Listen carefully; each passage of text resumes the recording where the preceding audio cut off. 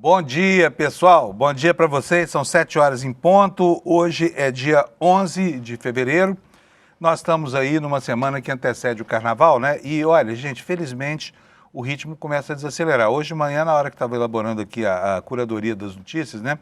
Bateu a sensação de que hoje nós não temos nenhum grande fato muito impactante. Não tem Jeffrey Epstein, novidades muito alentadoras. Não temos nada na área dos escândalos produzidos lá pelo Banco Master, a não ser atualizações.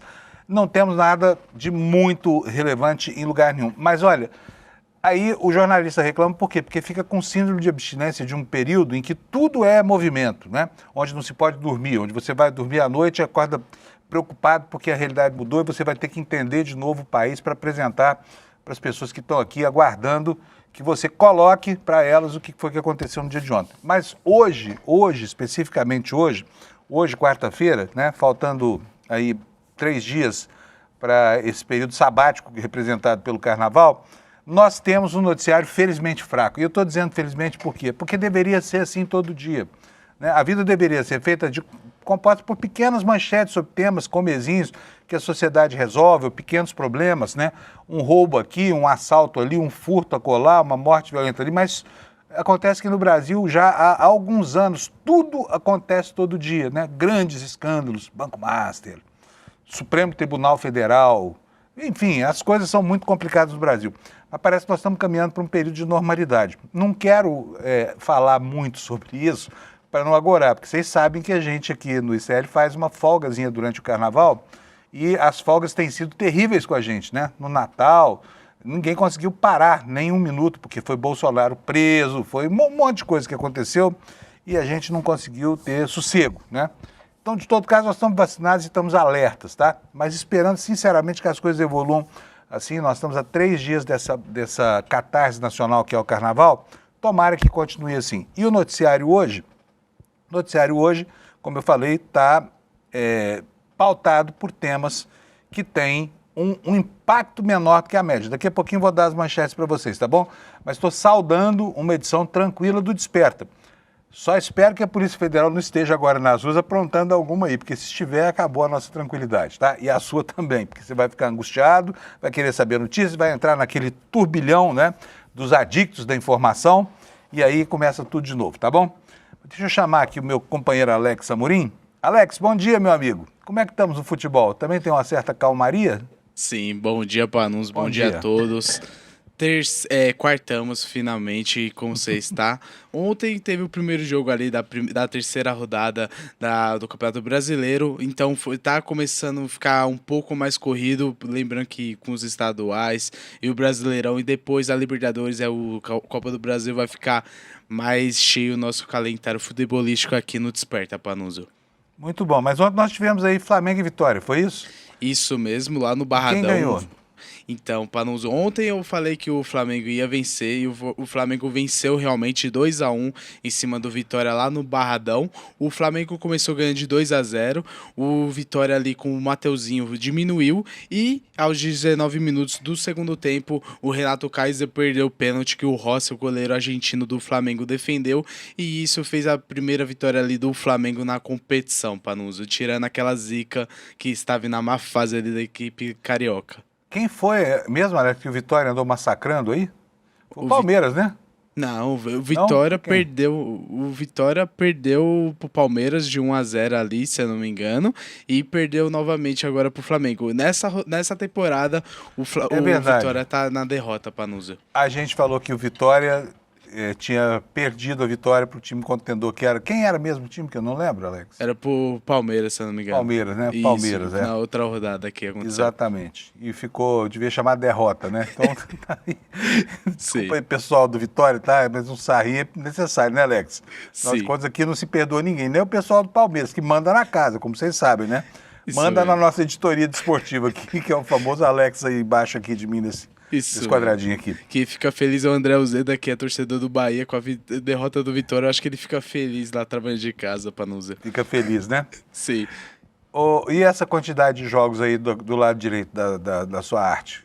Que é isso? Perfeito, Panuso. Vamos lá. Hoje, para completar a rodada, não para completar, para dar o andamento da rodada, teremos 5 jogos ali. E os jogos das 7 horas serão Chapecoense e Curitiba, e Mirassol e Cruzeiro jogando ali no interior de São Paulo. Já o jogo das 8 horas da noite será entre Atlético Mineiro e Remo, ali em Minas Gerais. E 9h30, Panuso, teremos 2 grandes jogos: São Paulo e Grêmio ali no Morumbis, e Vasco e Bahia para finalizar a rodada nessa quarta-feira, e amanhã teremos outros jogos também, Panuso. E aí a gente fala amanhã sobre eles, né? Isso mesmo, Panuso. Bom programa para nós. Para nós, Alex. Até já, Vamos então. nessa. Obrigado, viu? Gente, eu aqui saudando, né, um dia de noticiário normal, porque não é normal, tá virando normal essa história de noticiário agitado demais, quente demais, né? Mas é bom, uma pausazinha assim, é bom para a gente poder refletir, inclusive, sobre o que a gente está vivendo aqui nos últimos meses no Brasil, que não é pouca coisa, não é isso? Vamos falar agora sobre a meteorologia, antes de começar a entrar nas manchetes dos jornais. Eu vou abrir aqui pegar uma carona com o G1, porque nós temos a presença de uma frente fria lá no sul, e essa frente fria está trazendo para a gente chuva aqui no sudeste, no restante do país. Vocês sabem, a gente vem falando aqui daquelas ACAS, né, que são as zonas de convergência do Atlântico Sul, que são a faixa de umidade que sai da Amazônia e vem até o litoral do sudeste. No caminho encontra com ar mais frio, aí condensa tudo e chove, né? É o que tá acontecendo. Então, pegando uma carona aqui com o G1, vou até aumentar a letrinha aqui, porque eu sei que você gosta de ler as coisas comigo, para ver se eu estou lendo direitinho. O que nos diz aqui a matéria do G1 sobre a meteorologia? O avanço de uma frente fria no sul deve aumentar o risco de pancadas fortes e temporais isolados, principalmente no Rio Grande do Sul, em áreas de Santa Catarina e no Paraná nesta quarta-feira. A tendência é de que o sistema comece a mudar o tempo na região ao longo do dia, enquanto no restante do país o calor e a umidade devem continuar favorecendo a formação de nuvens carregadas e pancadas de chuvas típicas de verão. Na região sul, o dia começa com sol em muitas áreas, temperaturas elevadas. Isso ajuda a reforçar as áreas de instabilidade durante a tarde. E a chuva deve se espalhar por grande parte do Rio Grande do Sul, com trovoadas e possibilidade de rajada de vento em algum momento. Em Porto Alegre, a previsão indica sol pela manhã, aumento das pancadas, mas acontece que a temperatura está lá em cima. Hoje vai ser um dia muito mais quente do que os dias anteriores, que não foram dias frescos, nem tranquilos, né? Tem uma outra informação aqui sobre climatologia, muito mais do que meteorologia, sobre o fenômeno do clima, né? Nós estamos vivendo, segundo os climatologistas, efeitos do El Niño. E isso pode agravar um problema que já ameaça o abastecimento de águas de cidades como São Paulo, por exemplo, né? Que cada dia tem que ir mais longe atrás de mananciais, de onde possa trazer água para abastecer a sua enorme e sedenta população. Mas nós temos aqui no Estadão de São Paulo essa reportagem dizendo que os efeitos do El Niño vão reduzir o nível dos reservatórios, aumentando inclusive o preço da energia no Brasil. Daqui a pouco a gente dá uma olhada sobre a situação dos reservatórios, né, porque nós temos uma situação crítica aqui em São Paulo, abastecimento de água. Mas vamos ver qual é a consequência dessa história do El Niño, governando o clima aqui do continente, né? O setor elétrico brasileiro entra em 2026 em uma combinação delicada de fatores climáticos e estruturais que reacendem o debate sobre segurança energética e custo da eletricidade. Meteorologistas, consultorias e especialistas do setor elétrico avaliam cenários climáticos, seus potenciais, patati patatá. Após um período de chuvas abaixo da média, com reservatórios ainda longe de uma recuperação robusta, a possível transição da atual Laninha para um episódio de El Niño ao longo do ano adiciona uma nova camada de incerteza ao planejamento do sistema. O fenômeno, conhecido por elevar temperaturas e alterar o regime de chuvas no país, tende a pressionar tanto a oferta de energia quanto a demanda, especialmente nos meses mais quentes. E nesse contexto, cresce a preocupação com o nível de armazenamento das hidrelétricas no final do período seco, com a necessidade de maior acionamento de usinas térmicas que são mais caras. Agora quero colocar para vocês aqui uma questão, enquanto eu abro o site do Operador Nacional do Sistema Elétrico, que é o seguinte: hoje nós temos na nossa matriz energética uma presença muito maior, uma importância muito maior da energia alternativa, né, gerada por moinhos de vento, por geradores eólicos e também por energia solar. Ocorre que há uma contradição aqui, porque alguns desses empreendimentos estão parados esperando conexão com a rede, né? E eles estão sujeitos mesmo os que já estão interligados, estão sujeitos a algo que poderia estar ajudando a manter o nível das nossas hidrelétricas enquanto a gente tem dificuldade de abastecimento de chuva, tá? Por quê? Porque hoje, com o surgimento dessas formas alternativas de gerar energia, as usinas hidrelétricas passam a funcionar como uma espécie de bateria, de mega bateria brasileira, porque tudo aquilo que é gerado por usinas eólicas ou solares deixa de ser gerado nas hidrelétricas, né? E aí você pode fechar as comportas.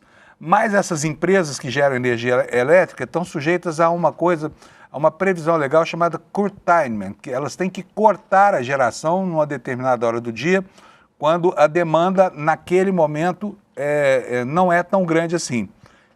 Essa energia poderia estar ajudando a manter o nível dos reservatórios. Então, eu, pessoalmente, aqui, não consigo entender por que não está funcionando desse jeito, né?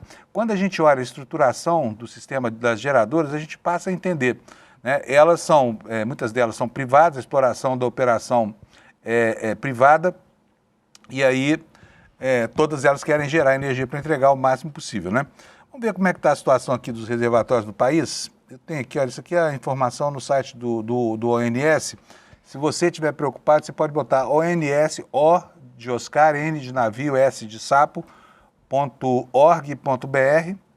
e entra aqui nesse site. Olha, os reservatórios do Rio Grande não estão em situação crítica, tá? Mas também estão longe de ter uma situação de plena carga. Veja só, a bacia do Rio Grande, olha só, ela representa 25,18% do subsistema do Rio Grande, tá? Mascarenhas de Moraes está com 82,58, está bufando de tanta água. A usina de Marimbondo está em 51,6. Água Vermelha, né, na divisa de Minas com São Paulo, 46,7. E Furnas, que acho que é a terceira maior reservatório do Brasil, está com 41,7. Aí nós temos aqui, olha, na bacia do Paraná, Ilha Solteira sempre tem bastante água no reservatório, agora está com 82%. Então a situação, olha aqui, Rio Paranaíba, outro rio importantíssimo, né? Os dois rios mais importantes do Brasil são o Grande e o Paranaíba para efeitos da geração de energia elétrica. Olha, os reservatórios estão bastante cheios, né? Com índices que variam aqui, olha, da hidrelétrica de Batalha com 67% da sua capacidade de armazenamento, São Simão, que é outra usina grande, com 61%, e aí vem até Nova Ponte, que está com apenas 33,76%. Mas nós estamos longe de uma situação aqui que enseje alguma atenção, algum cuidado. Só para lembrar, em 2016, isso aqui estava tudo aí por volta de 20%, abaixo de 20%, chegando na reserva técnica, tá? Bom, isto posto, vamos ver então a situação da meteorologia hoje no Brasil, começando pelos alertas. Nós temos aqui o alerta de chuvarada lá na divisa do Amazonas com o Pará, né, e pega todo o estado de Rondônia, mas teremos chuvas em toda essa área amarela aqui, inclusive lá no sul, onde há um alerta vermelho aqui de ocorrência de tempestades. Como isso aqui enseja maior gravidade, vamos ver exatamente do que trata. Vale para esta parte todinha aqui, olha, de Santa Maria para baixo, para o sul, no estado do Rio Grande do Sul, indo do oeste ao leste, tá? E a informação é a seguinte: chuva de entre 30 e 60 milímetros ou 50 a 100 milímetros por dia, com ocorrência de ventos intensos de até 100 km por hora e possibilidade de queda de granizo. O risco de corte de energia elétrica, estrago em plantações, quedas de árvore e alagamentos. É a previsão para essa região aqui do Instituto Nacional de Meteorologia. Agora vamos aqui para o outro mapa, para a gente entender exatamente como é que vai ser o dia de hoje, tá? Podem ver que toda essa área aqui, azul, verde e vermelha, é a área de ocorrência de fenômenos como a chuva, por exemplo, né? E nos locais onde ela está mais amarela e mais verde, ela tende a ser mais severa, tá? Mas o que importa para nós é aqui nesta aba, onde a gente tem a previsão do tempo, e todo santo dia eu tenho dificuldade aqui na montagem desse mapa. Vamos lá, está criando aqui o mapa, formando devagarzinho na minha página. Vou começar sabendo a situação lá em Porto Alegre. Apesar da matéria do G1 dizer que a temperatura chegaria a 37, a previsão do INMET é de máxima de 35. Seja lá o que for, é muito quente, né? Os gaúchos vão ter outro dia de muito calor aqui. Esse ar quente chegou lá na semana passada e ficou lá em cima do estado do Rio Grande do Sul, tá? Mas, enfim, a chuva volta, vamos ter pancadas de chuva isoladas com 35 graus nas horas mais quentes. Em Florianópolis, a máxima será de 32, também chove. Em Curitiba, 31 graus Celsius. Curitiba, que no inverno é a geladeira do Brasil, agora está aí, né? Com temperaturas subsaarianas quase, 31 graus de máxima. Aqui em São Paulo, a máxima vai ser de 28 graus Celsius. O dia já começou com chuva e com garoa, tem chovido bastante. Você não está vendo no mapa, mas aqui é o Rio de Janeiro. 31 graus Celsius hoje, também vai chover. E aqui é Vitória, também está fora do mapa, mas a temperatura está dentro do nosso escopo de previsão aqui. 34 graus, só com nuvens, não chove lá em Vitória. Eu ainda vou tentar atualizar a página para a gente tentar melhorar a visualização disso aqui para você, tá bom? Enquanto a página não se forma, previsão para Belo Horizonte, 28 graus Celsius hoje, nuvens, pancadas de chuva, trovoadas isoladas. E assim a gente venceu o Sudeste brasileiro. Em Brasília, nuvens, pancadas de chuva, trovoadas, 27 graus de máxima. Em Goiânia, é a mesma previsão, com a temperatura 2 graus maior nas horas mais quentes, 29 graus, a máxima prevista para hoje. Em Campo Grande, no Mato Grosso do Sul, 33 graus de máxima, chuva isolada apenas, tá? E em Cuiabá, previsão também, deixa eu chegar mais para cá, porque senão não consigo ver a temperatura. Máxima de 30 graus, nuvens, pancadas de chuva isoladas, máxima de 30 graus Celsius. Vamos para Porto Velho. Deixa eu chamar a página aqui mais para baixo. Porto Velho vai ter máxima de 30 graus, chove também, a mesma coisa vai acontecer lá em Rio Branco, onde a temperatura chega a 31 graus. E aqui temos Manaus, onde muitas nuvens vão dominar a paisagem no céu hoje. Haverá chuva com trovoada e máxima de 32 graus. Boa Vista, Roraima, 36 graus de máxima, poucas nuvens, então vai ser um dia de calor e sol por lá, tá? Em Macapá, 30 graus Celsius de máxima, chove, chuva isolada, chuvinha, portanto, né? E em Belém do Pará, 33 graus Celsius. Deixa eu achar Palmas aqui no Tocantins, já achei. Nuvens, pancadas de chuva isoladas, máxima de 30 graus Celsius. E agora nós vamos para o Nordeste brasileiro, que você não está vendo aqui, e eu vou tentar mostrar para vocês, tá? Mas o gráfico do INMET hoje não está funcionando bem. Vamos começar então aqui, olha, no Nordeste, por São Luís do Maranhão. 31 graus Celsius de máxima e nuvens e pancadas de chuva isoladas. Em Teresina está com temperatura de inverno aqui, ó, 29 graus Celsius hoje, chove por lá também.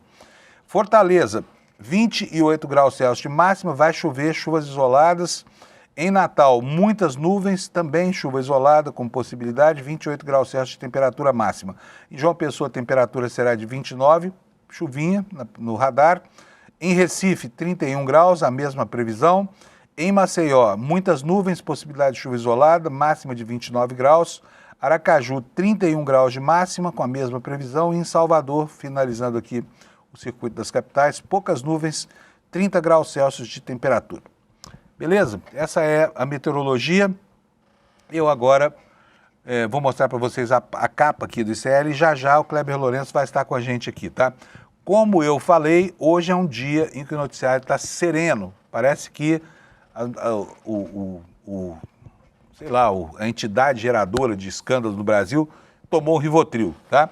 E as manchetes que nós temos para vocês são essas aqui, olha. Um brasileiro teria informado sobre jovens meninas de Epstein, né? 3 anos antes da prisão. A gente vai ver isso aqui daqui a pouquinho, porque esses arquivos do Epstein, cada dia que passa, ficam mais importantes, tá? Eu mesmo estou ali fuçando no material que tem consulta pública, né? Para tentar entender o mecanismo de funcionamento. E olha, tem muita coisa ali para ser descoberta ainda, entendeu? Porque não é fácil perscrutar esse material, muito menos entender, porque são tantas restrições, né, tantas tarjas pretas, que é muito difícil entender exatamente as certas minúcias assim do comportamento desse degenerado chamado Jeffrey Epstein, tá bom? Outra manchete aqui, destaque uma escola modelo, a escola da USP, que é feita como uma escola, para ser de excelência, teve que reduzir a aula porque não tem profissionais para ministrá-las. É brincadeira isso? Outros destaques aqui, a ministra Carmen Lúcia apresentou regras para atuação de juízes nas eleições. São regras muito importantes e daqui a pouquinho a gente vai conhecê-las, tá? Ao mesmo tempo, enquanto a gente está tratando aqui da questão das eleições, tem toda uma movimentação aí no sentido de convencer o ministro Haddad a ser candidato. Ele já disse que não quer, o Haddad é uma pessoa sincera, eu acredito que não queira mesmo, mas não vai ter direito a esse momento de inflexão eleitoral, porque os apelos são muito grandes, tá? E, ao mesmo tempo, o presidente Lula continua tentando seduzir o recalcitrante MDB para que ele venha para a base do governo, não só no parlamento, mas integrando mesmo a chapa presidencial com o candidato a vice, tá? Aí é uma disputa renhida. O MDB, aliás, é um partido, o Ulisses Guimarães chamava de partido ônibus, né? Eu chamo de partido esquizofrênico, porque ele contempla alas divergentes lá dentro que coexistem ali tranquilamente, né? Há governistas, há antigovernistas, há pessoas que estão vinculadas ao petismo, como o senador Renan Calheiros, mas também há o presidente lá, Baleia Rossi, que é completamente avesso, né? E muita gente no MDB deseja um afastamento do governo, assim como tem outras alas que querem se aproximar de verdade do governo. A gente sabe que o MDB é um partido hoje voraz, né? Hoje é um partido caminhão, não é mais um partido ônibus, porque tudo que ele quer é botar mais benefícios na sua carroceria. Bom, olha aqui, ainda como extensão desse assunto, nós temos aqui, olha, uma reunião entre Baleia Rossi e Tarcísio para tratar, que tratou a Simone Tebet praticamente como uma pessoa que já era para o MDB. Um outro destaque, promotoria recomenda planejamento e fiscalização do carnaval em São Paulo. O carnaval está gritando aí, e as confusões do pré-carnaval anunciam um carnaval que pode ter muitos problemas em São Paulo, né? E, última informação, matéria do Jamil Chad, um tribunal israelense está impedindo o tratamento de crianças com câncer. Suprema covardia. Sabe por quê? Porque o endereço delas é em Gaza, tá? Se isso não é a continuação desse processo de higienização, né? E o Jamil também está informando para a gente aqui, olha, que lá em Gaza a volta do futebol é parte da resposta de um povo diante do genocídio brasileiro. O Jamil está dizendo aqui, ó, pela primeira vez em mais de 2 anos, um torneio voltou a ser disputado no território bombardeado. E temos também a Juliana Dalpiva anunciando aqui que há uma crise sem precedentes entre Michele e os filhos, que ameaça, inclusive, a campanha do Flávio Bolsonaro. Se você quer saber detalhes, continue com a gente aqui, porque esses são os assuntos que a gente vai tratar nesta edição. Vou chamar o meu querido companheiro Kleber Lourenço, o homem que apura sem parar, apura até quando dorme. Tudo bom, Kleber? Bom dia, Panunzio, bom dia à comunidade do ICL, tudo bem? Tudo jóia, Kleber. Eu estou falando aqui, está saudando o noticiário morno hoje. Como é que está aí o noticiário para você? Olha, razoavelmente interessante. Temos coisas interessantes para falar hoje, principalmente ali envolvendo a confusão em São Paulo, quem vai disputar o Senado, quem vai disputar o governo, quem vai ser da chapa de quem. Então, temos coisas legais ali, também sobre escala 6x1. E, por que não, o julgamento no STM da perda de patente do ex-presidente Jair Bolsonaro e dos demais oficiais golpistas. Então vamos começar por aí, Kleber, porque Bolsonaro agora tem prazo para apresentar a sua defesa, né? Agora, a patente dele lá não está valendo nada, viu? Um dólar furado. Conta para nós como é que está a situação. Exatamente. Eu conversei com ministros e eles já dão praticamente como certa a perda de patente do ex-presidente. Essa, com certeza, já vai com Deus ali. Com um tanto de atraso, né, já que ele poderia ter perdido quando teve aquela confusão envolvendo os planos de atentado à bomba ali nos quartéis, enfim, uma sucessão de episódios que o Exército já poderia ter feito isso, mas sabemos que a sua conivência com o golpismo não permitiu. Mas, de qualquer forma, é importante ressaltar que agora o ex-presidente tem 10 dias para apresentar sua defesa. Muito provavelmente ele vai fazer como ele fez também no inquérito da tentativa de golpe lá no STF, onde a defesa entregava sempre ali no limite do prazo. Então, se o prazo é até a meia-noite do dia, vamos supor, hoje é dia 11, do dia 21, eles vão entregar ali até as 11h50 do dia 21. Então, muito provavelmente vai ser esse o trâmite, até para conseguirem ir postergando o caso o quanto podem. Mas, já pensando nessas estratégias, nesses movimentos, também já há a leitura de que provavelmente essa patente vai ser cassada já em agosto. Então, provavelmente a gente já vai entrar em agosto ali na reta final desse processo, dessa primeira leva, lembrando que existem diversos militares condenados na tentativa de golpe, e esses militares também vão passar pelo mesmo processo, Panunzio. Ô Kleber, deixa eu aproveitar os seus conhecimentos dessa área, porque o Kleber apura muito bem na área militar também, que é dificílimo de trabalhar. Mas há uma polêmica envolvendo a questão do soldo, né? Militar que desonra a farda, perde o soldo? Perde. Mas a família dele pode não perder, né? Porque tem no Brasil a figura da morte ficta quer dizer fictícia, né? Que dá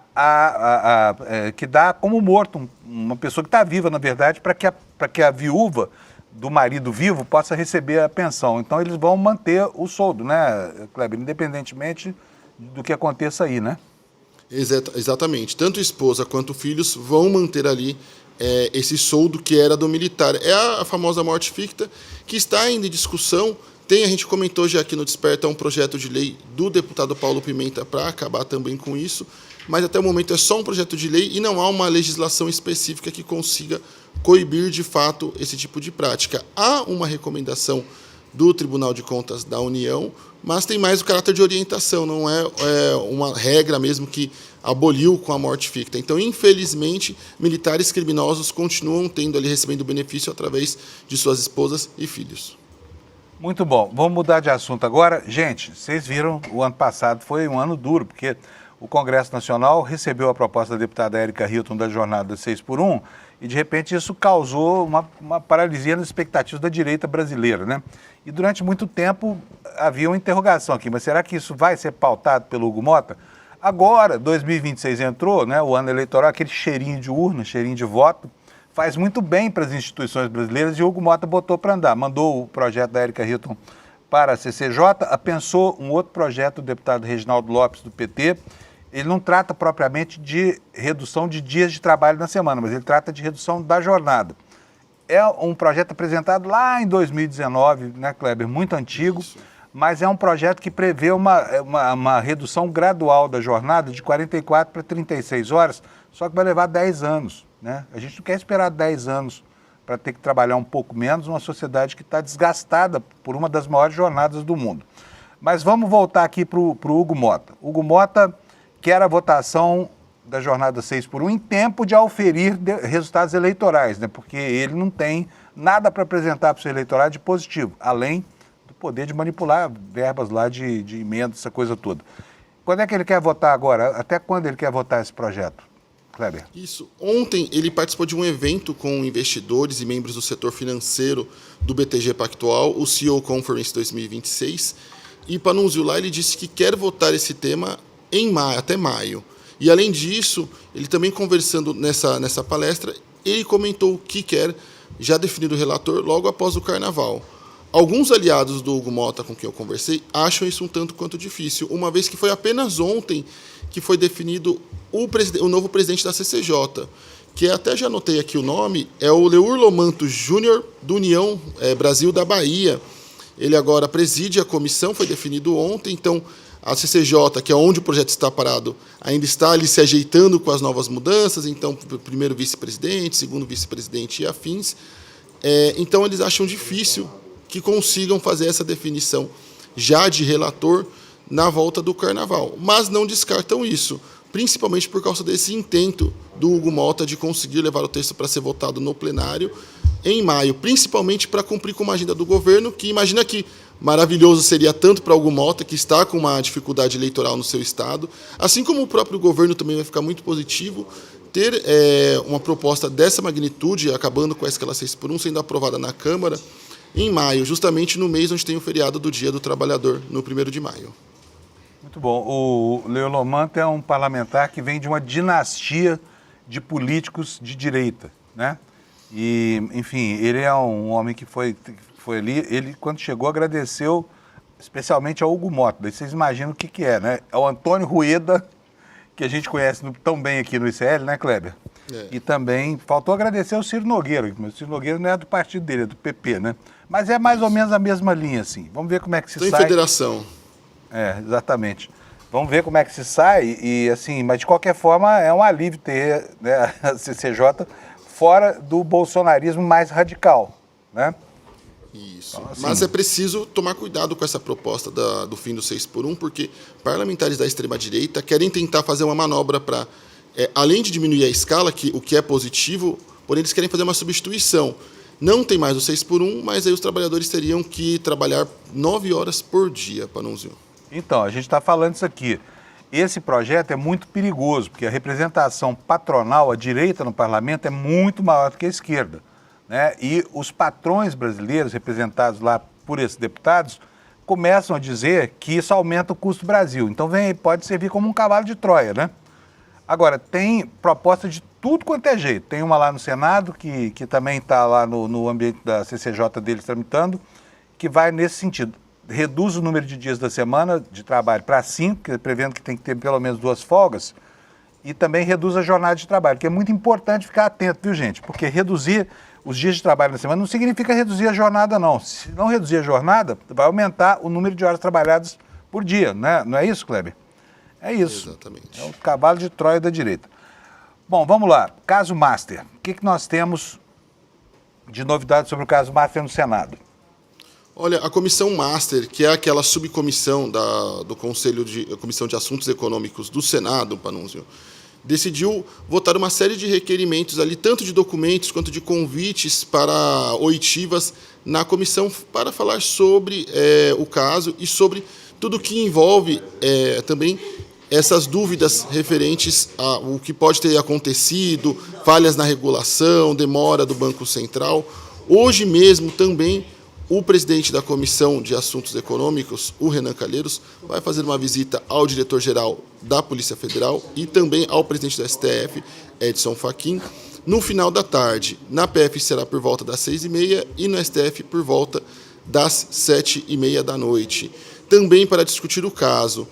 A comissão começou agora também a tomar uma iniciativa mais firme mesmo com esses requerimentos, até de documentos sigilosos, e o foco principal do Renan Calheiros, pelo que eu venho acompanhando e conversando com alguns senadores, principalmente está em definir se o Banco Central demorou ou não para agir no caso do Banco Master. E se demorou, por quê? E se poderia ter agido antes, por que não agiu? Muito bem, mas não acabou ainda não, É. Agora vamos tratar de política aqui com o Kleber. Olha, tem um movimento engraçado, né? Porque ao mesmo tempo em que o Lula, nosso presidente, está cortejando o MDB, está oferecendo inclusive a vaga do Alckmin, né, na vice-presidência, como vice-presidente na chapa do Lula, o MDB está tratando filiados importantes como Simone Tebet como ex-MDBistas, né? Que história é essa? Me explica que paradoxo é esse, Kleber?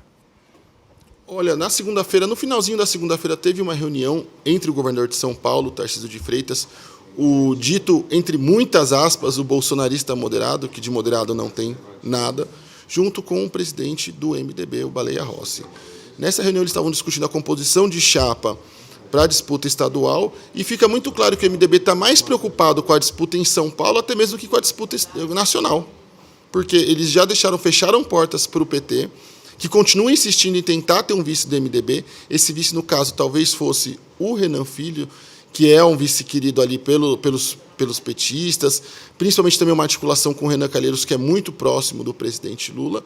Mas nessa reunião entre os dois, já dava como certa a saída de Simone Tebet. Tanto é que Baleia Rossi já estava negociando os seguintes termos do acordo. Se o MDB não tiver o vice na chapa do Tarcísio, eles vão querer uma das vagas para a disputa no Senado na chapa do Tarcísio. Então, eles já dão como fora a ministra Simone Tebet do partido. Ou seja, Baleia Rossi atuando como uma espécie de Kassab ao cubo, é isso? Exatamente. E ainda sobre Simone Tebet, eu mandei uma mensagem para ela ontem para perguntar sobre como ela vê essas movimentações, essas articulações, se ela poderia confirmar alguma coisa. Ela disse que não vai comentar nada dessas especulações e também dessas articulações até que converse com o presidente Lula e me confirmou que essa conversa com o presidente Lula para definir o seu futuro político deve acontecer ainda este mês, em fevereiro, Panunzio. Que bom, maravilha. E o Haddad, hein? O Haddad diz que não quer ser candidato. Eu acredito nele, acho que não está fazendo charme, não. O Haddad é um cara sério, ele fala aquilo que pensa. Mas vai ser candidato ou não vai, Kleber? Olha, dentre as possibilidades do que eu conversei com as lideranças petistas, Haddad só abriria a mão ali do seu retiro político se fosse para disputar o Senado. É a possibilidade que ele vê ali com mais ali carinho, com mais atenção, e algo que pode ser interessante para ele.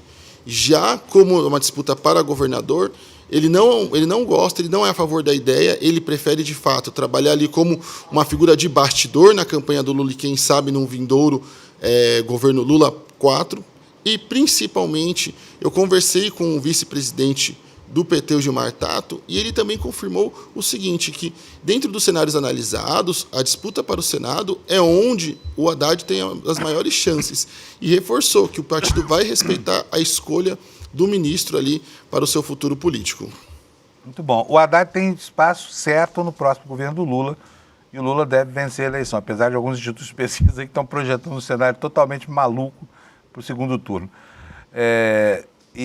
Então ele não depende de eleição para permanecer no governo. Agora, vai ser difícil mesmo escapar de uma indicação como essa, né, Kleber? Porque, afinal de contas, o PT precisa de lideranças e estão cada vez que passa mais escassas, né? Especialmente do quilate do ministro Haddad, né? Exatamente. E para alguns membros ali até da liderança petista, a melhor chapa ali em São Paulo seria com Alckmin disputando o governo. Há algumas pesquisas internas do próprio Palácio do Planalto, que eu conversei com alguns interlocutores, eles afirmam que essas pesquisas mostram Alckmin bem posicionado numa disputa com o Tarcísio, chegando até a ficar à frente em alguns cenários. Lembrando, essas pesquisas internas, geralmente, elas têm mais um viés de você conseguir balizar a estratégia do que, de fato, trazer um cenário eleitoral com a melhor leitura. Vide, por exemplo, as pesquisas internas feitas nas eleições municipais de 2024, por parte do governo federal, que entregaram um resultado totalmente diferente do que estava nas urnas. Então, é mais para a gente ter um termômetro, e essas pesquisas internas acabam servindo mais ali como instrumento de pressão do próprio governo do Palácio do Planalto, que querem muito o Alckmin na disputa estadual. Então, eles acabam levando essas pesquisas para mostrar, olha, você tem chance, é um cenário interessante. E acho que vale trazer essas pesquisas ali internas, mas para mostrar que o governo segue nessa pressão para levar o Alckmin a disputar novamente o governo paulista. E aí, nessa chapa do sonho, seria Lula presidente, Alckmin governador e Haddad e Tebet como candidatos ao Senado. Beleza, Kleber, muito obrigado pelas suas informações aqui, sempre tão boas para orientar o nosso jornal. Obrigado, viu, Kleber? Imagina, um bom dia, tchau, tchau. Até mais. Até amanhã, estou te esperando aqui amanhã, hein, Kleber? Não falte. Pode deixar. Noticiário fraco aí, não falte. Obrigado. Não faltarei. Tchau, tchau. Bom, gente, eu ainda quero falar um pouquinho mais sobre esse assunto das eleições, porque nós temos aqui no nosso site também hoje uma matéria da Juliana, matéria com a data de ontem, né? Foi ontem à tarde que ela... Mas é uma boa confusão essa aqui, olha. Tá aí a manchete para você. Na relação, que nunca foi uma relação tranquila entre Michele e os filhos de Bolsonaro, agora reina o caos absoluto, né? E isso gera reflexo, inclusive, na candidatura do Flávio. A propósito, esse não é um fato novo. Vamos lembrar aqui do que aconteceu lá em Fortaleza, né, onde a Michele, com uma frase, destruiu a aliança entre André Fernandes e Ciro Gomes. E vamos lembrar também da situação que o Carluxo está enfrentando lá em Santa Catarina, né? Vamos ver o que está contando para a gente aqui a Michele, porque a ex-primeira-dama resolveu, de fato, agora peitar os enteados, né? Ela está muito consciente de que ela precisa buscar o espaço político dela, e ela é um trator, ela vai passando por cima de todo mundo. Com essa carinha serena aí, suave, olha, isso tem, enfim, tem uma força impressionante dentro do bolsonarismo, né? Vamos lá, o que a Juliana está contando pra gente? A coluna apurou que a crise entre a ex-primeira-dama Michele e os filhos mais velhos do ex-presidente Bolsonaro escalou e é tida como sem precedentes dentro do PL. Já não é mais dentro de casa, é dentro do partido, tá? O que pode ameaçar os planos de campanha do senador Flávio Bolsonaro, que é o candidato à presidência. Até o momento, há total incerteza sobre a agenda de eventos que o partido preparava para Michele. O partido não sabe, ao certo, quando que vai poder contar com a presença dela novamente e se ela realmente irá trabalhar por Flávio. O primeiro evento de 2026 seria em Tocantins, agora no início do mês, e foi cancelado. Em dezembro, ela cancelou um outro encontro do PL Mulher lá no Rio de Janeiro. E o episódio mais recente é a definição, e aqui entra a questão lá de Santa Catarina, de que a deputada federal Caroline de Toni não poderá disputar o Senado pelo partido. Por quê? Porque a vaga será do Carluxo, que ela simplesmente abomina, ela odeia, ela deplora o Carluxo e ele responde no mesmo tom, ele também a odeia. Essas escaramuças já são públicas há muito tempo, né? Vamos seguir aqui com a informação da Juliana. A outra vaga ficará com o Espiridião Amin, que é aliado do governador Jorginho Melo, que irá disputar a reeleição no estado. Com isso, Caroline deve ir para o Partido Novo. Entre os posts recentes de Michele, ela segue em campanha por sua aliada. Ela chama a Caroline de Toni de Nossa Senadora Caroline de Toni. Ela escreveu assim, compartilhando uma imagem feita com inteligência artificial e postada pela deputada, tá? Ela respondeu à mensagem da deputada e repostou.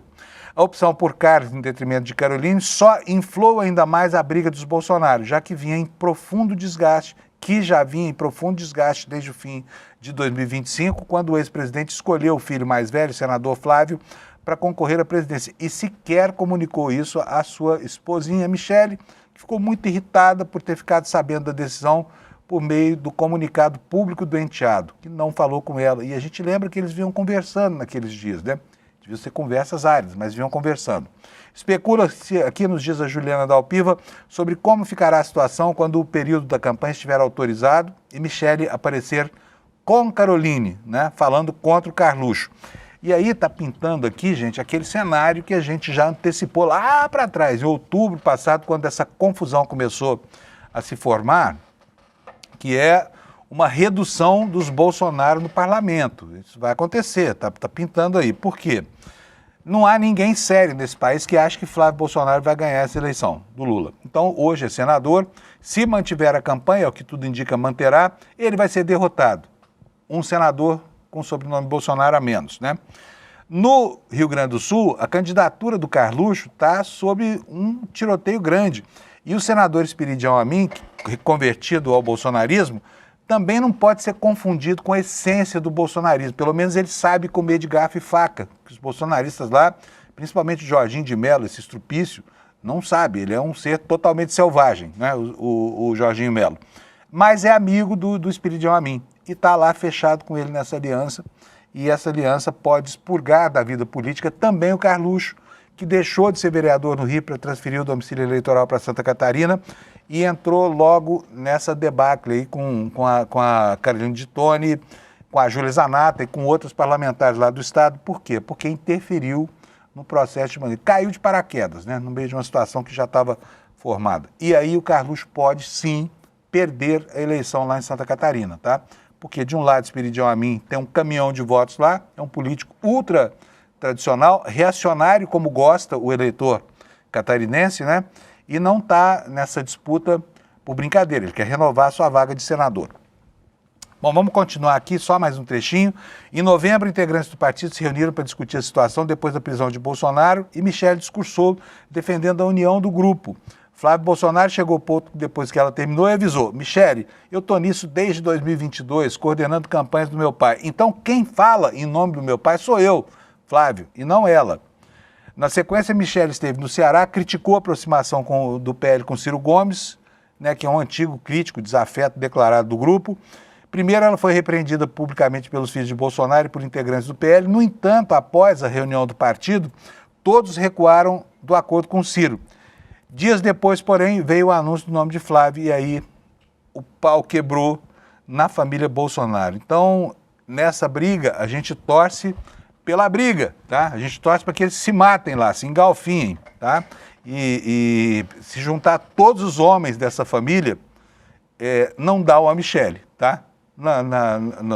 Enfim, no afã de conquistar espaço político, tá? Não estou falando de qualidade, porque a qualidade ali é difícil de falar de qualidades nesse nicho, né? Vamos falar um pouquinho sobre o escândalo que pauta a imprensa lá nos Estados Unidos e que pode, inclusive, encerrar precocemente o governo Trump, que é o escândalo dos arquivos do financista tarado, degenerado e violador de crianças Jeffrey Epstein. A propósito, antes de falar sobre isso, tem um documentário sobre ele do Netflix, tá? Assista, é um bom documentário e você vai ver de onde nasce, né, toda essa... os valores que o Epstein defendia e, enfim, um pedófilo clássico, né, com dezenas e dezenas de depoimentos de testemunhas que eram garotas e que eram aliciadas por outras garotas que já tinham sido aliciadas por ele para fazer favores sexuais a esse degenerado financista. E olha, todo esse esquema poderia ter sido desmontado com muito mais antecedência se as autoridades judiciais e policiais americanas tivessem prestado atenção ao depoimento de um brasileiro. É o tema dessa matéria que você vai ver aí na sua tela agora. Um brasileiro teria informado as autoridades sobre jovens meninas que eram aliciadas por Jeffrey Epstein. 3 anos antes da prisão, diz aqui o nosso intertítulo, o financista alertou, o brasileiro alertou que o bilionário, aliás, desculpa, de novo, deixa eu refazer aqui. O financista, o Epstein, né, o tarado, ele avisou que estava sendo denunciado por um brasileiro. Ele sabia disso, está na correspondência dele nos arquivos do Epstein, tá? Matéria do Demore, do Jamil Chad, que estão lá mexendo profundamente nesses arquivos do caso Epstein. A matéria diz o seguinte: um brasileiro prestou depoimento ainda em 2016 sobre Jeffrey Epstein, alertando a justiça sobre a presença de jovens meninas relacionadas com o financista. A informação foi revelada pelo próprio Epstein num e-mail que ele envia para um colecionador de artes. O empresário seria preso apenas em 2019, 3 anos depois, portanto, e, aguardando por julgamento, foi encontrado morto na cela em 10 de agosto daquele mesmo ano, 2019. Nas mais de 3 milhões de páginas publicadas pelo Departamento de Justiça dos Estados Unidos na semana passada, uma delas aponta para o caso de um depoimento. Em 13 de junho de 2016, Epstein escreveu para Glenn Dubin com um aviso. Ele falou assim, ó, Reinaldo, que ele chamou de Reinaldo, né? Reinaldo prestou depoimento e disse que eu levei jovens meninas em várias ocasiões, sem sentido, mas eu achei que você deveria saber, escreveu ele. Reinaldo foi a grafia que em diferentes conversas Epstein usou para se referir ao brasileiro Reinaldo Ávila Silva, marido do político britânico Peter Mandelson e epicentro de uma crise por conta do seu envolvimento com o financista. O e-mail de 2016, porém, era para Dubin, um bilionário colecionador de artes e que já havia sido identificado como interlocutor de Epstein, anos antes da atual publicação dos documentos. A data, porém, coincide com o documento de uma das vítimas de Epstein. Ela se chama Virginia Giuffre. Ela afirmou que a então esposa do financista, né, que se chama Ghislaine Maxwell, disse a ela para manter relações sexuais com Dubin. O bilionário sempre negou as acusações. Em 2018, novas denúncias contra Epstein por abuso de menores vieram à tona e no ano seguinte ele seria preso. Enquanto aguardava pelo julgamento, ele foi encontrado morto na cela no dia 10 de agosto de 2019. Antes, 3 anos antes, né, o Reinaldo também foi citado em uma outra troca de e-mail. Peter Mandelson, que era marido do brasileiro, político que está causando um terremoto nos Estados Unidos por sua relação com Epstein, pediu conselhos do financista sobre a compra de um apartamento de luxo no Rio de Janeiro. O britânico já ocupou alguns dos cargos mais importantes do governo em Londres, foi comissário de comércio da União Europeia e mais recentemente foi nomeado embaixador do Reino Unido em Washington. Em documentos, porém, diz aqui a matéria, aparece que o britânico pode ter passado informações confidenciais do governo de Londres ao empresário. Mandelson já foi afastado, só que a crise ameaça o próprio governo trabalhista e 2 dos principais assessores do primeiro-ministro também tiveram de renunciar aos seus cargos e uma pressão intensa é feita para que Keir Starmer entregue o governo. O restante da matéria você lê aqui no nosso site, no iclnoticias.com.br, porque o tempo urge e eu tenho um monte de outros assuntos para tratar com vocês aqui. Voltando ao Brasil, que discute, mas não quer discutir, a questão dos limites impostos por um código de ética a juízes e ministros de cortes superiores. Matéria no nosso site diz que a ministra Carmen Lúcia apresentou as regras para a que vão estar sujeitos os juízes durante o processo eleitoral, tá? Entre as principais, juízes eleitorais devem divulgar a agenda de audiências com partes e advogados. Aliás, antes de começar aqui a leitura da reportagem, eu preciso dizer para você que não é advogado, que não é juiz, não é procurador e não entende muito do rito processual. O Brasil é um dos pouquíssimos lugares do mundo em que o juiz pode receber uma das partes e receber a outra, tá? É uma prática que é quase que uma jabuticaba. essa história, isso precisa acabar, né? Até porque não se sabe o que acontece, né, nos embargos auriculares, aí, que é a conversa de advogados com juízes, que é algo extremamente anômalo. Tem país em que isso dá cadeia, tá? Aqui não, aqui é tudo tranquilo.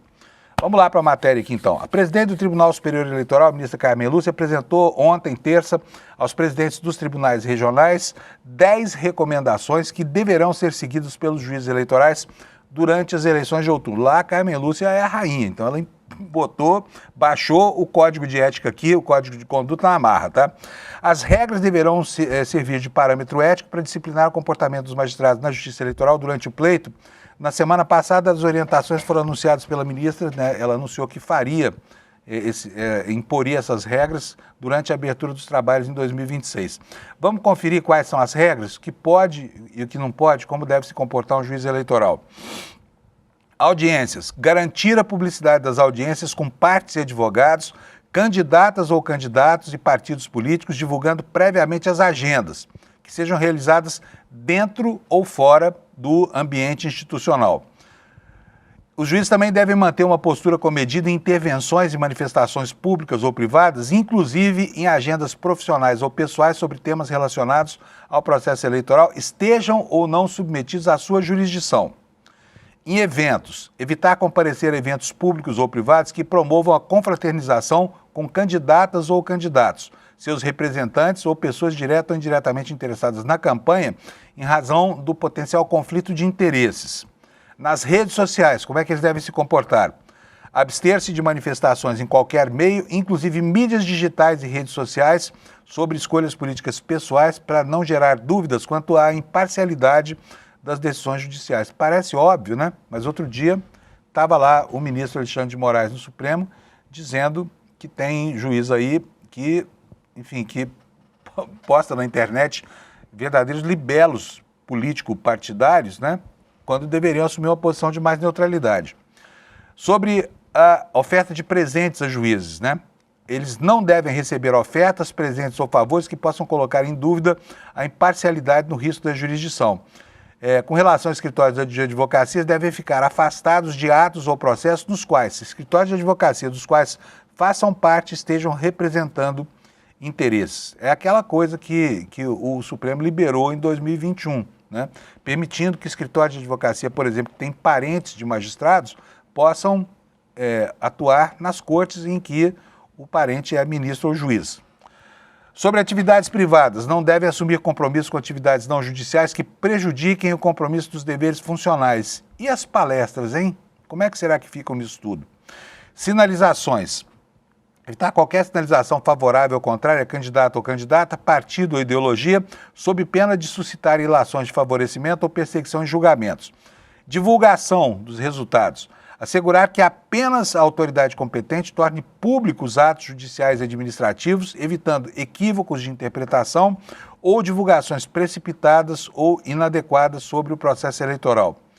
E sobre transparência. Reafirmar a transparência como princípio republicano essencial, garantindo ampla publicidade dos atos da Justiça Eleitoral, de forma a assegurar ao eleitor direito à informação segura e baseada em fatos, tá? E no Supremo Tribunal Federal, ela também é relatora desse Código de Ética, que, ao que tudo indica, não vai sair da maternidade, né? Já nasceu ideia que já nasceu morta. E, aliás, uma ideia muito ruim que tenha nascido morta, porque dar limite a esses ministros é uma coisa necessária, né? Então, como é que está a situação lá no Supremo, segundo a nossa apuração? A proposta de criação do Código de Ética feita pelo presidente da Corte, ministro Edson Fachin, na semana passada, ela encontrou um monte de resistências, né? No mês passado, Moraes negou ter participado de um encontro com o ex-presidente do Banco do Brasil, do Banco de Brasília, do BRB, Paulo Henrique Costa, no primeiro semestre, na casa do banqueiro Daniel Borcaro, que é o dono do Banco Master. Esse suposto encontro foi noticiado pelo portal Metrópolis, teria ocorrido em meio ao processo de tentativa da compra do Master pelo BRB. Em nota à imprensa, Moraes classificou a reportagem como falsa e mentirosa. Antes da liquidação do Master pelo Banco Central, o escritório de advocacia Barce de Moraes, que pertence à família do ministro, prestou serviço ao Banco de Borcaro. Você sabe daquele contrato que até hoje não foi explicado, um contrato de 129 milhões de reais ao longo de 3 anos, que efetivamente deu mais de 70 milhões a mulher do ministro Alexandre de Moraes, né? E não se sabe que tipo de serviço ela teria prestado por honorários assim tão substanciosos, né? E, por último, Toffoli passou a ser criticado por permanecer na condição de relator do caso após matérias jornalísticas informarem que a Polícia Federal encontrou irregularidades num fundo de investimentos ligado ao Banco Master. O fundo comprou uma participação no resort Taiaiá, né, esse resort emblemático, localizado lá no norte do Paraná, que era de propriedade formal, eu digo aqui que formalmente era de propriedade, inclusive, de 2 irmãos do ministro, uma fatia de 1/3 do capital social. Tá? Essas são as notícias sobre a corte. Agora vamos falar um pouquinho sobre os penduricalhos, né? Nós temos aqui uma análise da Folha que eu vou pular, porque eu posso informar para vocês aqui. No Globo tem uma reportagem muito legal hoje, informando o seguinte: olha, para a gente ter uma noção, né, do valor que isso implica, que isso impacta. Novos cargos e penduricalhos, em apenas 9 meses, os poderes ampliaram gastos com o pessoal em 33 bilhões de reais. 33 bilhões, é muita grana. Especialistas alertam para o risco de um efeito cascata, com outras carreiras pedindo a extensão desses mesmos benefícios. O que é que diz aqui a reportagem do Globo? Projetos aprovados integral ou parcialmente desde maio do ano passado no Congresso prevêem um aumento de 33 bi em gastos com pessoal ao estabelecerem reajustes para servidores dos 3 poderes. E a criação de cargos e gratificações como licença compensatória e adicional por qualificação. Esse impacto é distribuído entre 2025 e 2026. E especialistas estão alertando para o risco de um efeito cascata, com outras carreiras pedindo a extensão desses benefícios. Os últimos projetos aprovados no início do mês tratam do reajuste para servidores da Câmara e do Senado de cerca de 9%. Mas, além disso, o Hugo Mota criou muitas outras coisas, né? Os projetos, segundo o Globo, mudaram a estrutura de carreiras do Legislativo Federal, ampliaram gratificações vinculadas ao desempenho e ao exercício de funções. Segundo o orçamento de 2026, só esse projeto vai ter um impacto de 790 milhões de reais por ano. E aí vem a pergunta: o Brasil precisa gastar esse dinheiro remunerando com tanto privilégio os caciques do serviço público, que inclusive sequer passam por um concurso público, né? É a pergunta que não quer calar. E olha aqui, olha, penduricalho, para quem tem lobby forte, também é assunto do Congresso Nacional. Está aqui no Valor Econômico de hoje, a Câmara aprovou um projeto triplicando benefícios para a indústria química em 2026 e vem a pergunta aqui: a indústria química precisa disso? Vamos ler um trechinho da matéria porque não tem mais tempo de nada. A Câmara aprovou ontem o projeto de lei complementar que define alíquotas do PIS/COFINS na indústria química na transição para o regime especial da indústria química, cuja sigla é REIQ, né? Para o Programa Especial de Sustentabilidade da Indústria Química, cuja sigla é PRESIC. Na prática, o texto aprovado triplica o teto estipulado para os benefícios nesse ano. A estimativa de renúncia em 2026 é de 3,1 bilhões, é um grande acréscimo em relação ao que se previa anteriormente, 1 bilhão e 100 milhões de reais. Eu tenho muitas outras notícias para você, mas como eu falei, um dia de noticiário morno, e essas notícias você vai ver agora no N1, que vai começar daqui a pouco. Quero chamar a sua atenção para o nosso evento de amanhã, tá? É esse que está aqui na tela, o impacto da impunidade, que se chama, é uma aula magna, uma palestra, ou ainda, se você quiser, uma live com o Gessé e o Lindener, que vai inaugurar a nossa pós-graduação em 2026. Para que você não perca, vá aqui, hoje está aqui, está distante aqui, no despertaicl.com.br, tá? Nessa tarjinha aí, você deixa lá o seu e-mail e você pega o convite para assistir esta aula ao vivo que vai acontecer amanhã, quinta-feira, às 8 horas da noite, tá? Não perca, é mais uma iniciativa do ICL em benefício não apenas do processo de educação, mas também para criar a base econômica que sustenta esse jornalismo que você respeita e aprecia, tá bom? E assim eu vou me despedir de você, desejando uma ótima quarta-feira. Quero que você tenha um ótimo dia. Amanhã a gente se encontra aqui às 7 da manhã em ponto para repassar o que aconteceu no Brasil.